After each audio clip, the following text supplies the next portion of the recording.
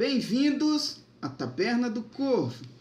Bom, hoje falaremos sobre filmes de Halloween. The one, the only, the classic Halloween. É isso aí, pá. Halloween chegando, galera querendo passar o final de semana assistindo uns filmes de terror com os amigos. Isso, Nós vamos citar alguns filmes interessantes para vocês que querem assistir. sim. Bem, vamos começar. Acho nada melhor do que o filme com o próprio nome Halloween. Halloween é um filme americano lançado em 1978 que traz o icônico Mike Myers. No começo desse filme ele tem apenas 6 anos. Então na noite de Halloween, com uma fantasia de palhaço, ele mata sua irmã com uma faca de cozinha. Ou seja, Mike Myers é o pai dos Creep Clowns. Ele é. E com 6 anos. E com 6 anos. Jesus. Depois disso, ele é internado em um hospital psiquiátrico. Porém, 15 anos depois ele foge desse hospital e retorna para sua cidade na noite de Halloween e começa mais uma série de assassinatos. Olha. Uma curiosidade é que nesse filme, a música foi criada pelo próprio criador do filme, John Carpenter. E é uma das melhores músicas da história dos filmes de terror. Sim, vamos tentar deixar um trechinho aqui para vocês ouvirem. Escute aí. Escute aí.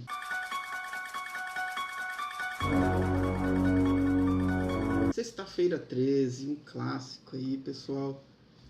Bom, Sexta-feira 13 é um filme americano de 1980.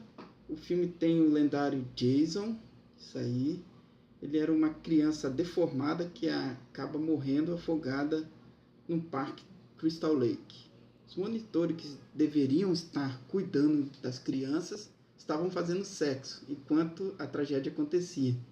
Então, 20 anos depois, o parque é reaberto e uma série de assassinatos acontece no local. Engraçado que Jason é puritano, né? Que as pessoas que ele prefere matar são as que estão fazendo São as que sexo. estão transando. Jason é um puritano. Ele é, ué, viu? Quem não disse que as entidades malignas também não podem seguir os mandamentos? Claro. Bom, uma curiosidade.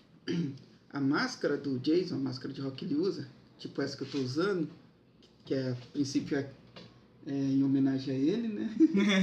Todo Halloween tem pessoas que saem usando essa máscara. Bom, essa máscara de rock só apareceu no terceiro filme. Os outros filmes ele usou um saco de pão. Brincadeira, ele usou um saco de estofa, lá, um saco lá na cabeça. Bom, o autor também fala que Jason sabe todos os atalhos do parque.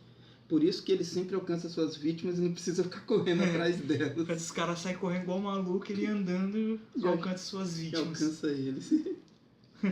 Desculpa. Bem, A Hora do Pesadelo. A Hora do Pesadelo é um filme de 1984 e traz com eles um dos melhores vilões da história. Pra mim, o melhor, que é o Fred Krueger. Nossa, ele é muito massa. Ele é. Fred Krueger é um assassino de criança que foi queimado pelos pais que moravam naquela cidade. Então retorna anos depois no pesadelo dos adolescentes daquela mesma cidade. Fred tem um poder incrível no mundo dos sonhos, podendo moldá-lo à sua vontade, a partir daí matando suas vítimas.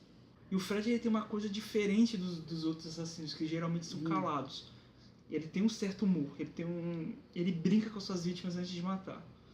Se você for ver em número absoluto, ele mata bem menos que os outros, mas as mortes que ele mata, tipo, é bizarro, né? São pessoas fazendo A vítima sofre muito mais. Sim, as pessoas defecando no banheiro, coisas bizarras. Assim, tem todo um ritual as mortes. Tem. Tanto que, pô, na maioria dos filmes dele, quando era novinho, eu ficava meio traumatizado.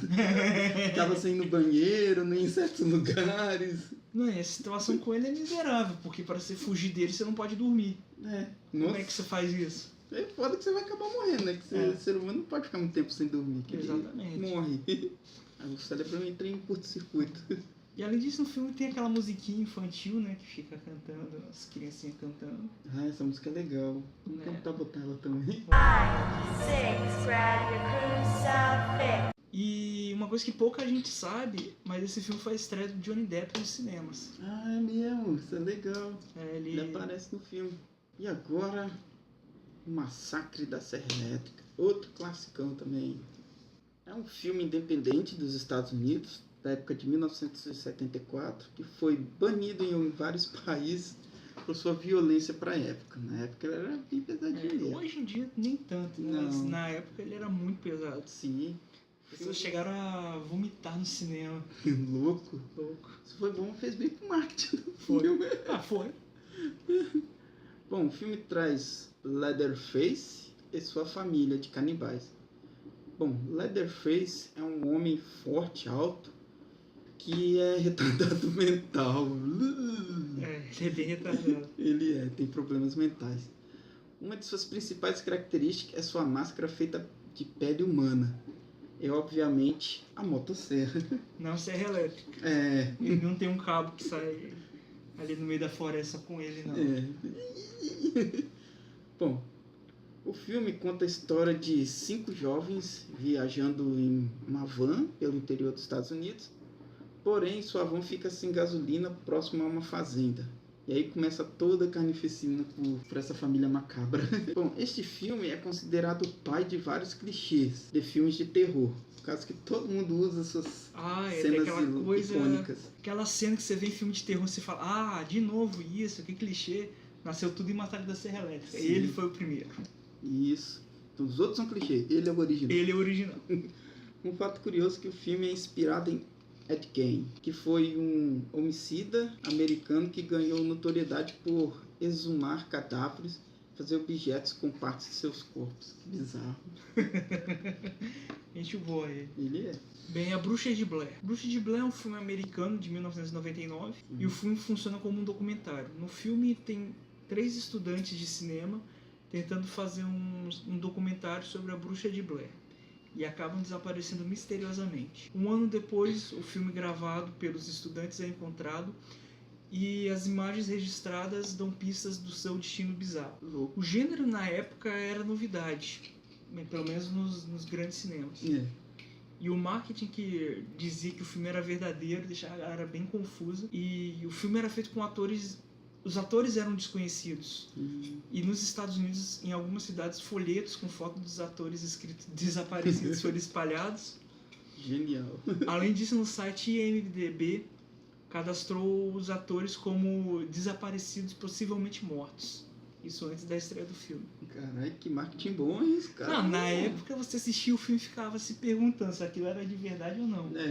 Era bem interessante. Isso é verdade. Outra curiosidade é que os atores achavam que a lenda era verdadeira e foram levados para ficar 8 dias na floresta privados de sono e alimentos, apenas com uma bússola. A produção se mantinha camuflada e escondida no meio da floresta. Aí isso ficava assustando os caras, deixava os caras desesperados para deixar uma atuação mais convincente. Caraca, que isso não faz por um filme. Pô, os caras estão traumatizados até hoje. Não é a primeira vez que eu uso essas histórias, não. De fazer só um apanhado desses histórias aí, velho. Porque tem muitos outros filmes, diretores. Um dia a gente pode fazer um vídeo sobre isso. Tem muito diretor que faz umas coisas bizarras aí com os atores. Verdade. Bom, vamos para o The Omen, A Profecia. Bom, é um filme de 1976. O filme conta a história de um menino chamado Damien, que é adotado. Porém, o pai de Damien não sabia de sua origem satânica da criança. Quando Damien completou 5 anos, o horror se inicia, com uma sequência de várias mortes acidentais.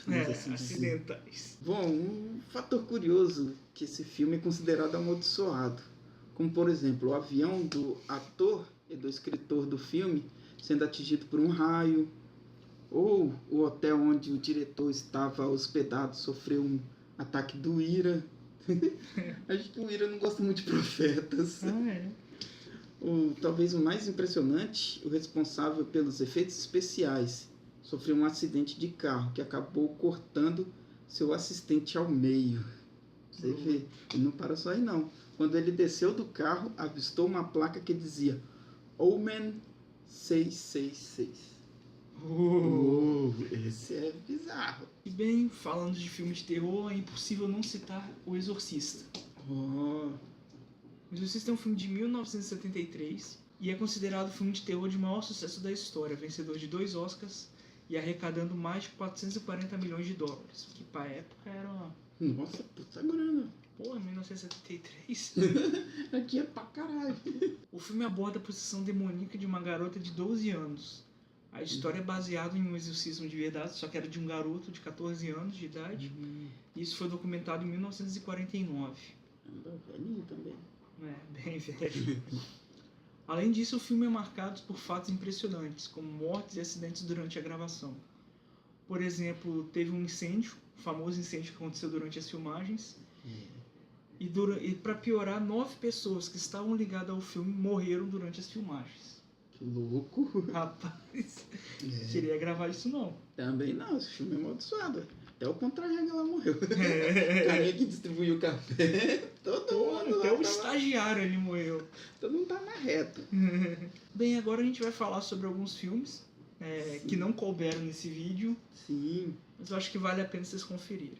Sim, vamos passar eles aqui. Fazer uma menção honrosa aí. Para esses filmes que não pode ficar fora da lista também, que são muito bons.